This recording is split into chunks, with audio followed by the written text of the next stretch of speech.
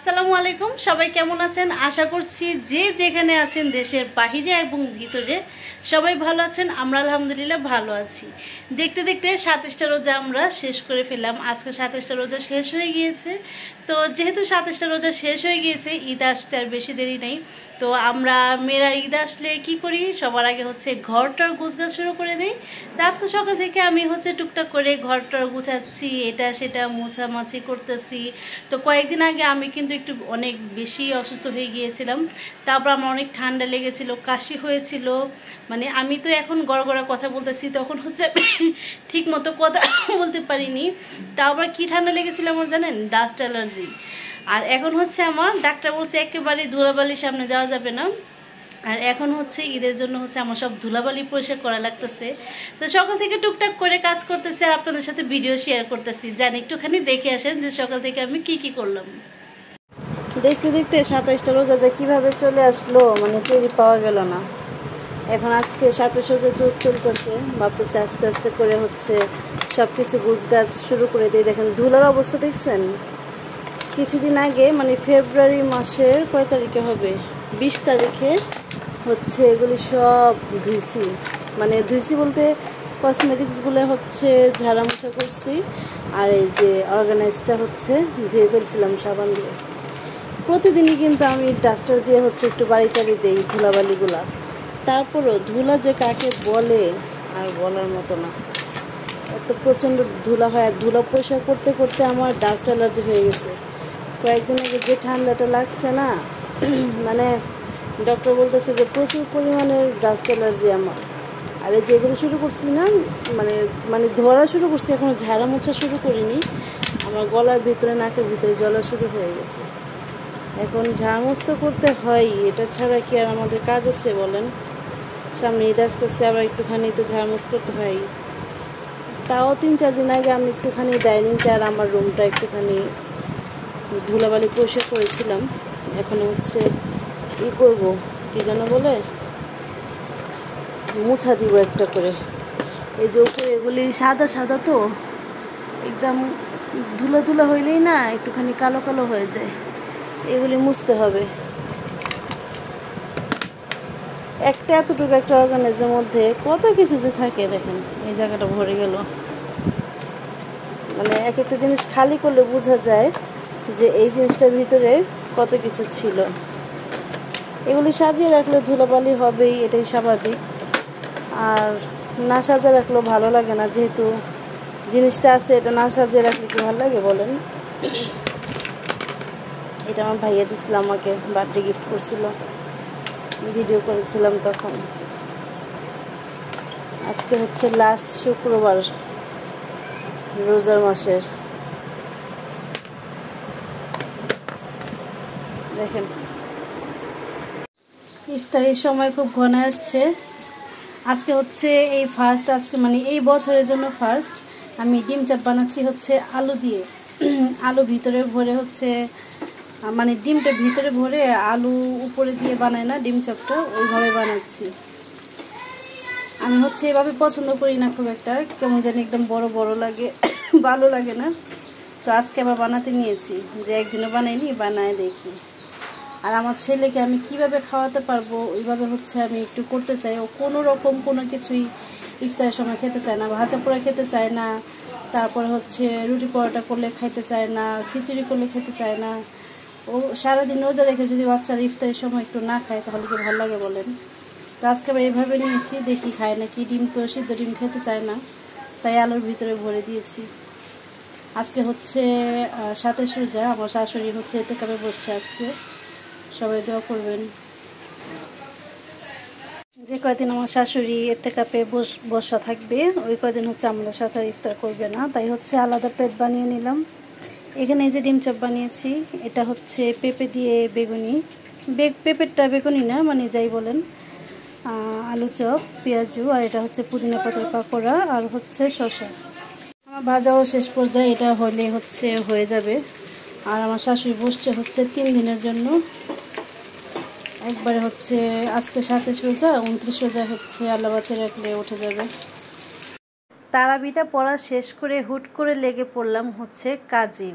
কারণ হচ্ছে ঘুম থেকে ওঠা হয় দিনের বেলা একটু লেট করেই, যেহেতু সারা রাত সজাগ থাকা হয়। ফজরের পরে যে 6টা বাজে ঘুম আসি, আর হচ্ছে তাড়াতাড়ি উঠতে ইচ্ছা করে না। ঘুম থেকে উঠতে উঠতে হচ্ছে 12:30, 1টা, 1:30টাও বেজে যায় অনেক সময়।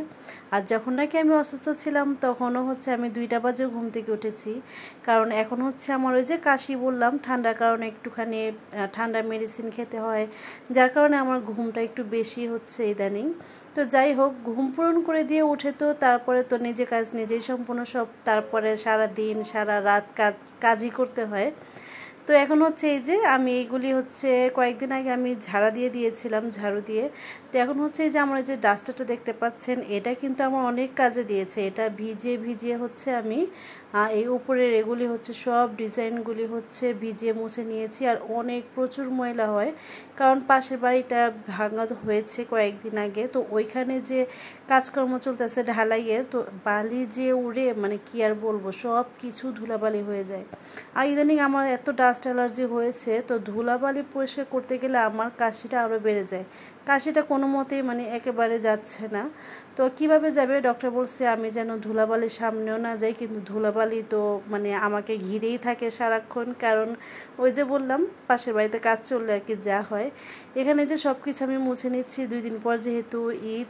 তো আগে থেকে যদি সব না করি, চাঁদ রাতের অপেক্ষায় থাকলে কিন্তু আর হয় না। চাঁদ রাতের দিন এমনিতেই অনেক বেশি কাজ থাকে। তো এগুলি হচ্ছে আমি ডাইনিংয়ে, তারপরে হচ্ছে ড্রয়িং রুমে, আমার মেয়ের বেডরুমে, আমার নিজের বেডরুমে, এগুলি সব কাজকর্ম করে নিয়েছি। এখন দেখেন কত সুন্দর দেখা যাচ্ছে। সব কিছু কিন্তু কাজকর্ম শেষ করার পরে ভিডিওটা করতেছি। আমি যখন আগে যে বাসায় ছিলাম ওই বাসায় থাকাকালীন হচ্ছে এই দাগগুলি, ছিটে ছিটে দাগগুলি ভরেছে। এটা আমি সাবান ছোবা দিয়ে উঠাতে পারি না। তো যাই হোক, এমনি ফ্যান ট্যান সব মোছামাছি করে পরিষ্কার করে ফেলছি। এগুলির উপরে হচ্ছে সব ঝাড়া মোছা শেষ, আপনারা হচ্ছে দেখেছেন।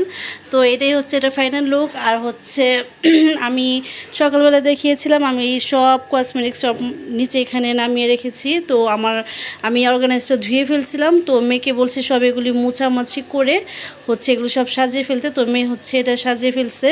তো এই কাজটা আমি ওকেই দিই সবসময়, কারণ এটা ঘরে বসে কাজ, তো মানে এই কাজটা তো অন্তত ও করতে পারে, বড় হয়েছে যেহেতু। তারপর আমি বাহিরেও অনেক কাজ শেষ করলাম। যে দেখতে পাচ্ছেন পর্দাগুলি সব খুলে ফেলছি। তো একবারে মানে কাপড় যে ধোয়া আমার আপা, ওই আপার হাতে একবার ধুয়ে ফেলবো, ঈদের আশায় রাখবো না, আগে আগে ধুয়ে ফেলবো। তারপর যেটা আবার ঈদের মধ্যে লাগাবো তখন 2 দিন পরেই লাগে ঈদেরটা। এখন হচ্ছে এমনি নর্মাল একটা পর্দা লাগিয়ে দিব। এই যে এগুলি মুছতে হচ্ছে আপনারা দেখেছেন, মোছার পরে এই যে পরিষ্কার অনেক হয়েছে, অনেক মানে রান্না যেহেতু এখানে করি, তো এখানে গ্যাসটা এখানে উঠে তেল কাজটা হয়ে যায়। এগুলি সব মোছা শেষ, এগুলি সব মুছে ফেলছি। মোছার সময় একটুখানি দেখিয়েছিলাম, এই যে এগুলি সব গুছগাছ করে ফেলছি। সব সাবান দিয়ে এগুলি পরিষ্কার করলাম। সাদা সাদা তো কয়েকদিন পরপরই করি, তারপরও মানে একটুখানি ময়লা ময়লা হয়েই যায় আর কি। এই যে এগুলি সব পরিষ্কার করলাম, মোছা শেষ এখন। তো গাইস, 25 রোজার দিন হচ্ছে আমরা আম্মুদের বাসায় দাওয়াত খেতে গিয়েছিলাম। মানে 2025-এর রমজানের মধ্যে 25 রোজার দিন হচ্ছে আমার হয়তো বা আম্মুদের বাসায় লাস্ট ইফতার করা হয়েছে। এখন আর যাওয়া হবে না, আজকে যেহেতু 27 রোজা শেষ। আর হচ্ছে আছে 28, 29, 30, আর 30 আছে নাকি আমি জানি না, আল্লাহ পাক জানে ভালো। তো এখন তো ফেসবুকে দেখতেছি, বলতেছে যে এবার নাকি 29টা রোজা হবে। তো 29টা হোক আর 30টা হোক, ওইটা হচ্ছে সময় হলেই বোঝা যাবে। তো আমাদের বাসায় 25 রোজার দিন গিয়েছিলাম, সবাই হচ্ছে একসাথে ইফতার করলাম। আর আমার বোন আসছিলো, আমার মানে আশেপাশে আমার যে চাচিরা ছিল, ওই চাচিরা আসছিলো, আমার ফুপু আসছিলো। তো ওইটা ভিডিওটা হচ্ছে আমি এটার সাথে একসাথেই অ্যাড করে দিব। তো গাইস, এটা ছিল হচ্ছে 25 রমজানের দিনের একটা ভিডিও, যখন নাকি আমরা আমাদের বাসায় গিয়েছিলাম ইফতারের দাওয়াতে। তো এই তো ইফতারের দাওয়াতে হচ্ছে এখানে নুহামণি চলে আসছে, আমার চাচাতো বোন, ও আর আমি হচ্ছে ইফতারের প্লেটগুলি সাজাচ্ছিলাম। আর ইফতারের প্লেট হচ্ছে পার প্লেট করা হয়েছিল, যেটা নাকি আমাদের কাছে অনেক ভালো লাগে এভাবে করতে। এখানে এই যে ওয়ান টাইমের গ্লাসগুলি আনা হয়েছে, এখানে শরবত, দইয়ের শরবত বানিয়ে রেখেছিল ভাবি সবার জন্য। তো এখানে সবাই ছিল, সবাই আনন্দ করলাম, আলহামদুলিল্লাহ অনেক সময় ভালোই কাটলো আর কি। আসলে গতবার এর চাইতে অনেক বড় করে আয়োজন করা হয়েছিল আমার আম্মুদের বাসায় আমার আব্বু হচ্ছে সবাইকে ইনভাইট করেছিল। তো এত বড় করে সবসময় করাটা তো সম্ভব হয় না, তো আশেপাশে যে কয়েকজন ছিল আমার চাচিরা, তো ওই কয়েকজন নিয়ে করা হয়েছে। আর এখানে সাদিয়া আসছে অনেক দিন পর, তো সাদিয়া আস্তে আস্তে কিন্তু ইফতারের পরেই আসছিল। আর এখানে আয়োজনটা কিন্তু খুব ছোটই ছিল, তো বাবুর্চি রান্না দেখে ভাববেন না যে অনেক বড় আয়োজন হয়েছে। তো আমার আম্মু এখন আগের মতো আর নেই, আমার আম্মু আগে অনেক অনেক বেশি রান্না করতে পারতো, কিন্তু এখন হচ্ছে হাতের সমস্যার কারণে 2 কেজি চালের পোলাওটাও হচ্ছে আম্মুর দম দিতে অনেক কষ্ট হয়। তাই হচ্ছে আমাদের এলাকার মধ্যেই এই বাবুর্চিটা, তো ওই ভাইয়ার হাতে হচ্ছে রান্না করা হয়েছিল।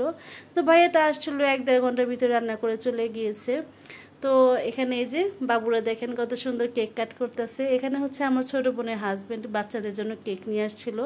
তো সব বাচ্চা যেহেতু এক জায়গায় আছে, আমার বোন হচ্ছে সব বাচ্চাদেরকে একসাথে বসে হচ্ছে কেকটা কাট করে নিয়েছে। আর এখানে সাদিয়ার জন্য সবাই দোয়া করবেন, আমাদের সাদিয়া কিন্তু মাশাআল্লাহ মা হতে চলেছে। তো এই তো সবাই অনেক আনন্দ করলাম ইফতারের দাওয়াতে, তারপর রাতেও সবাই আমরা খেয়েই যাব।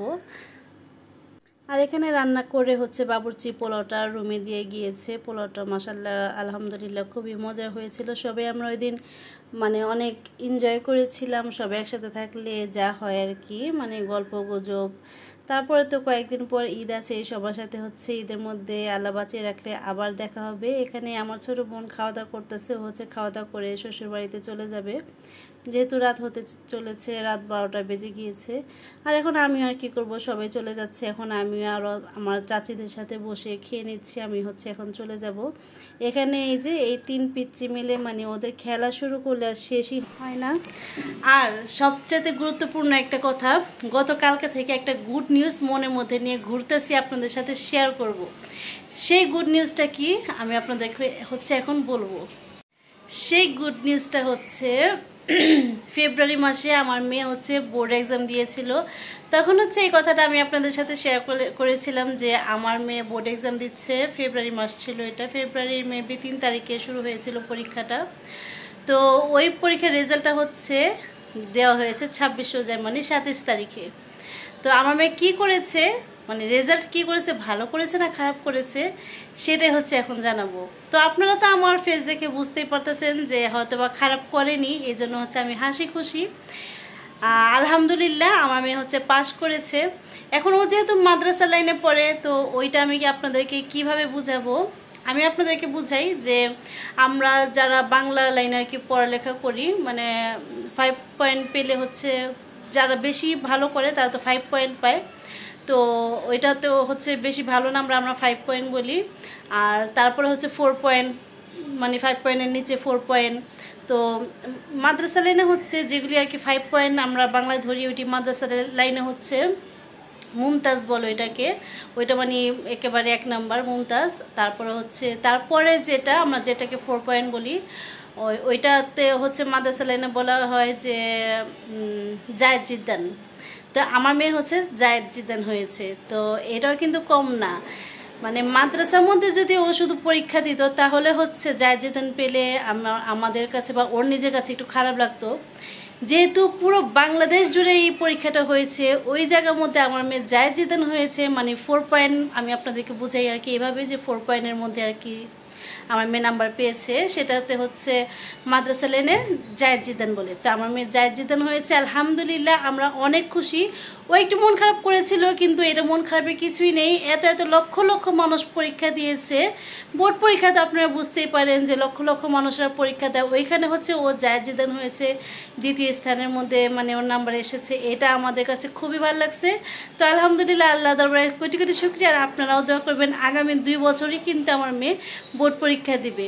তো ওইটাও যেন এর চাইতে যেন ভালো করে, আরও আপনারা কিন্তু অবশ্যই দোয়া করবেন। তো আজকে ভিডিওটা হচ্ছে এই পর্যন্ত ছিল। সবাই ভালো থাকবেন, সুস্থ থাকবেন, আমাদের সাথে থাকবেন, আমাদের সবার জন্য দোয়া করবেন। আজকে ভিডিওটা এখানে শেষ করে দিচ্ছি। আল্লাহ হাফিজ।